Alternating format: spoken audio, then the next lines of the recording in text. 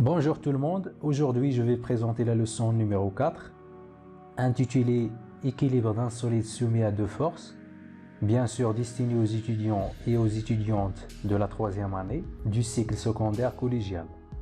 Alors ce cours sera l'avant-dernier pour la partie de la mécanique et il sera tout simplement comme un exercice, c'est-à-dire un traitement d'un exercice et il est forcément basé sur les acquis précédents, basé sur la leçon de la notion de force.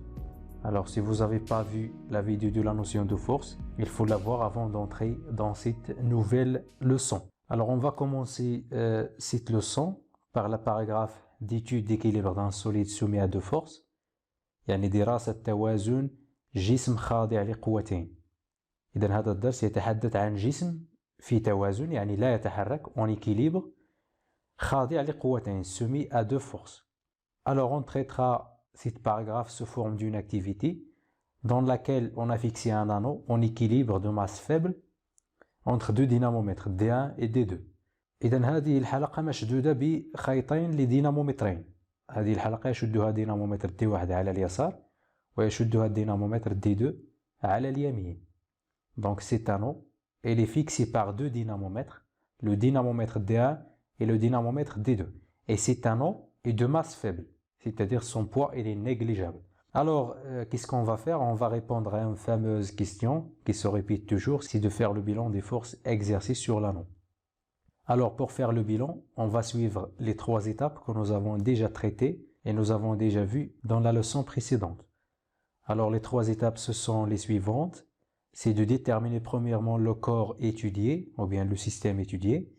Deuxièmement, déterminer les forces de contact et finalement, c'est de citer les forces à distance. Alors, le corps étudié sera toujours au niveau de la question. On relit la question, faire le bilan des forces exercées sur l'anneau. Alors, après la préposition sur, on trouve l'anneau. Alors, automatiquement, l'anneau, c'est le système étudié.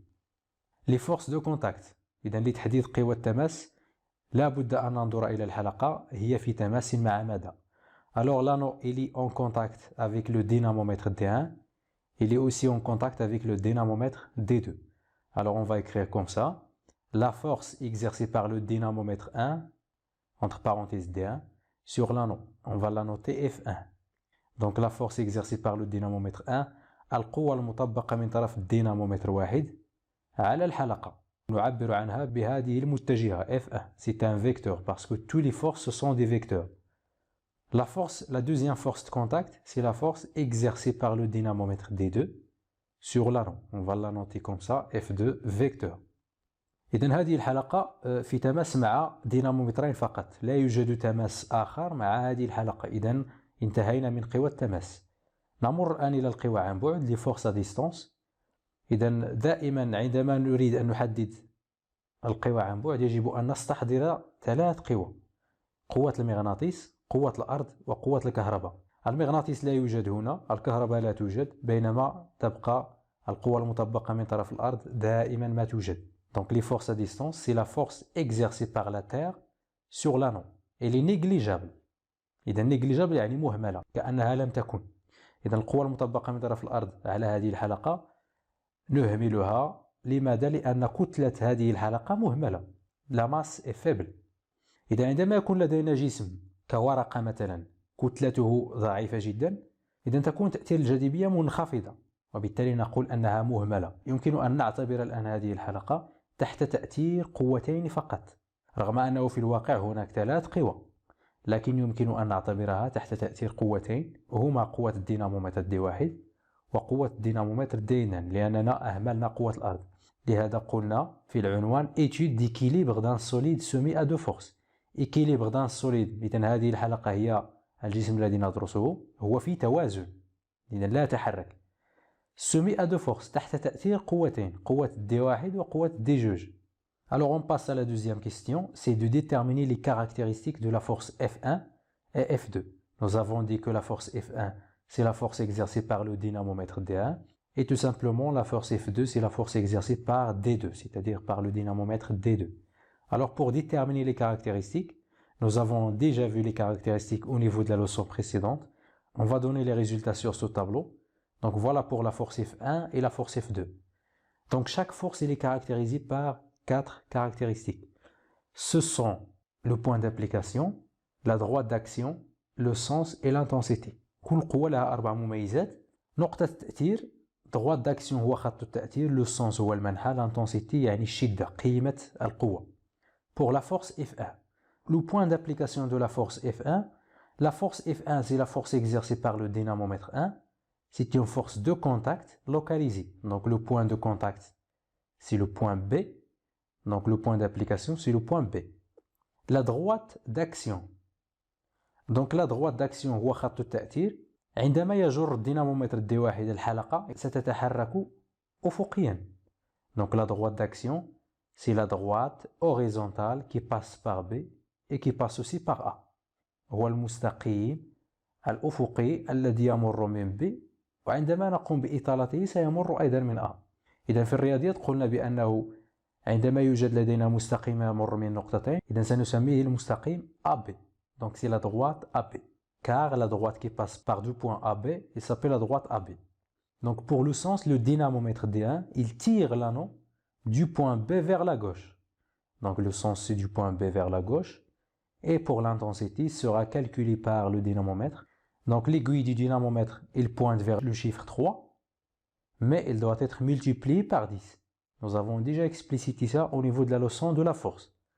Donc الإبرة تشير إلى 3 لكن يجب أن تضرب في 10. إذا قوة الدينامومتر D1, l'intensité de la force c'est F1 égale à 30 newtons. Donc F1 sans vecteur. F1 بدون متجهة لأننا نتحدث الآن عن الشدة.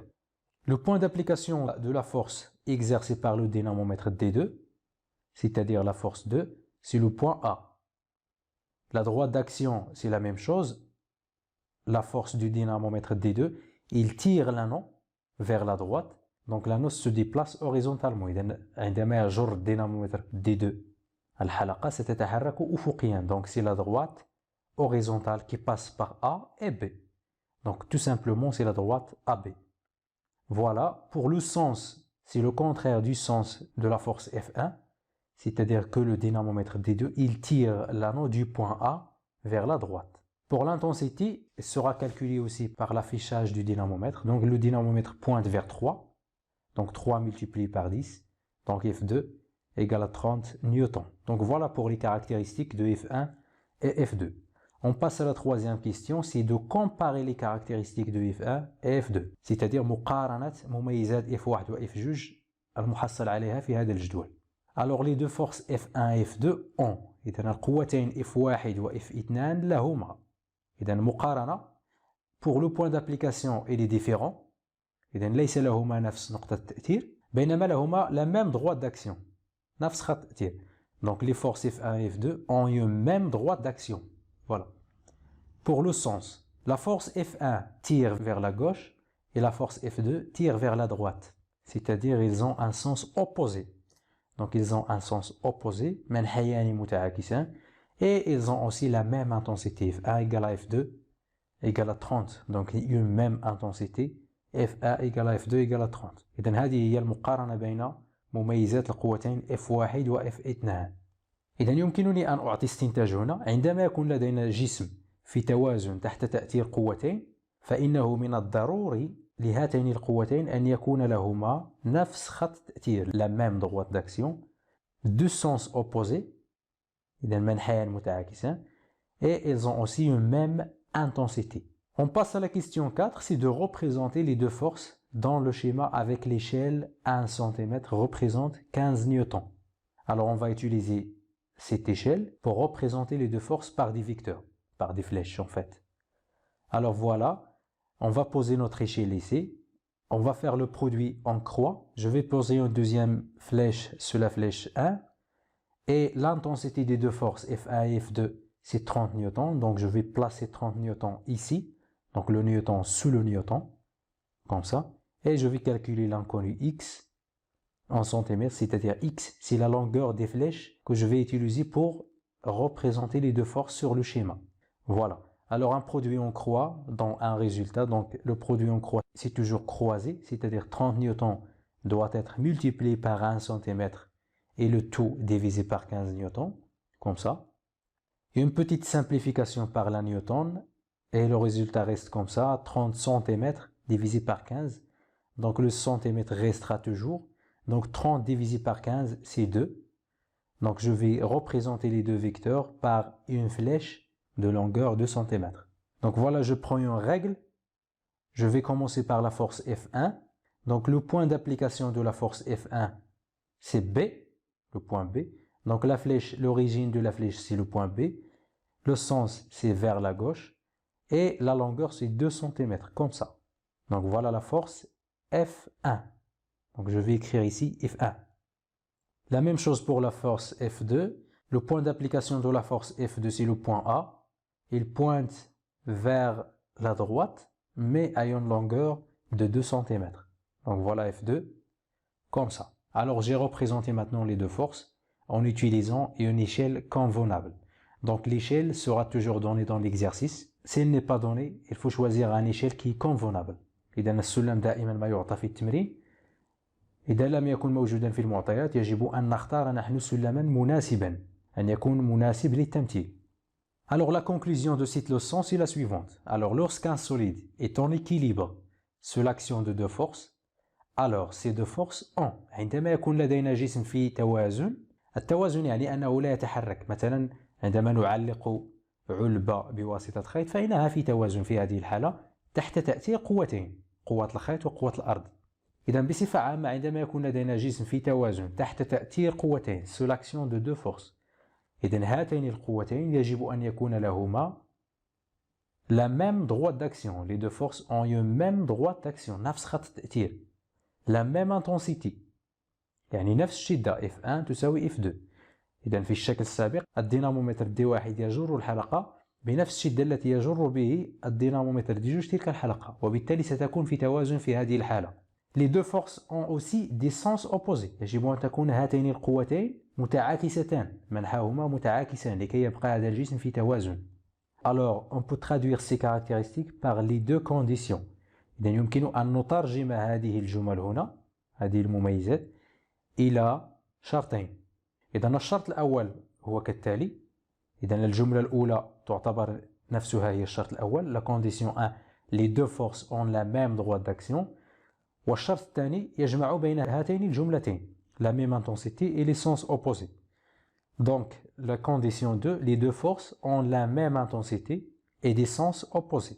إذا هذين الشرطين يمكن أن نعبر عنهما بعلاقة رياضية متجهية. إذا أردنا أن نقول نفس الشدة ومنحان متعاكسان بلغة الرياضيات نكتب فقط F1 زائد F2 égale à 0. Le vecteur F1 plus le vecteur F2, c'est-à-dire la force F1 plus la force F2 égale au vecteur nul. إذن هذه العلاقة هنا تعبر عن الشرط الثاني الذي يقول أن للقوتين نفس الشدة ومنحيان متعاكسان. إذن هذين الشرطين غالبا ما يعطى ذكرهما في التمارين في الجهوي مثلا أو في الفروض.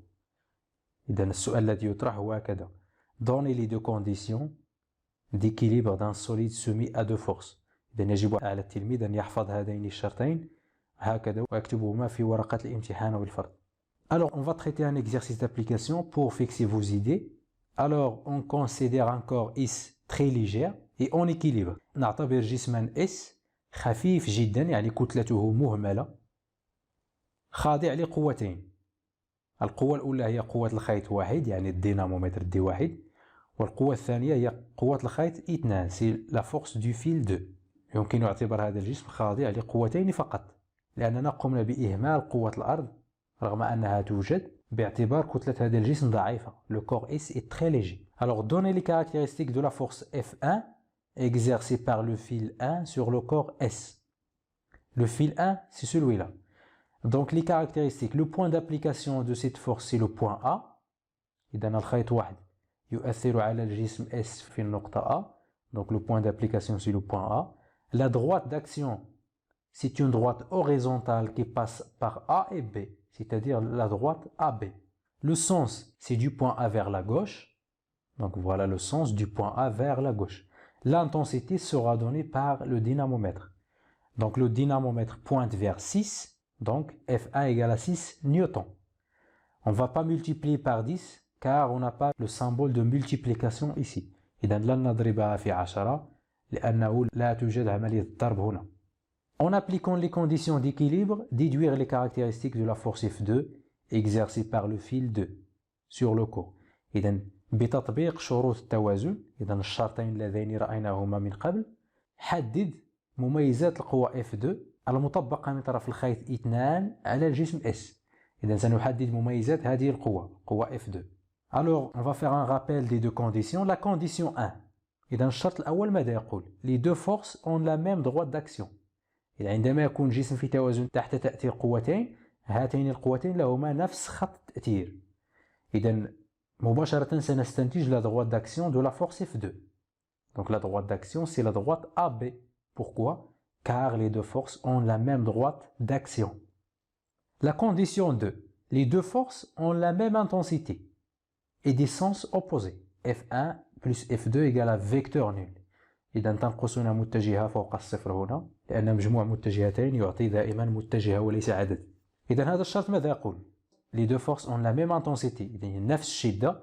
إذا l'intensité de la force F1 sera égale à l'intensité de la force F2. Donc F2 égale à 6 نيوتن. رغم أنه لا يوجد هنا دينامومتر، لكن استنتجت بأن قوة الخيط 2 هي 6 نيوتن، لأن هذا الجسم في توازن، يعني أن F1 تساوي F2.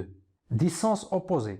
Les sens opposés ماذا تعني؟ يعني أن القوة F1 il pointe vers la gauche، إذا automatiquement la force F2 va pointer vers la droite. Donc du point B vers la droite. لماذا كتبت هنا من النقطة B وليس من النقطة A؟ لأن نقطة تأثير القوة F2 هي النقطة B. Donc le point d'application de la force F2 c'est le point B.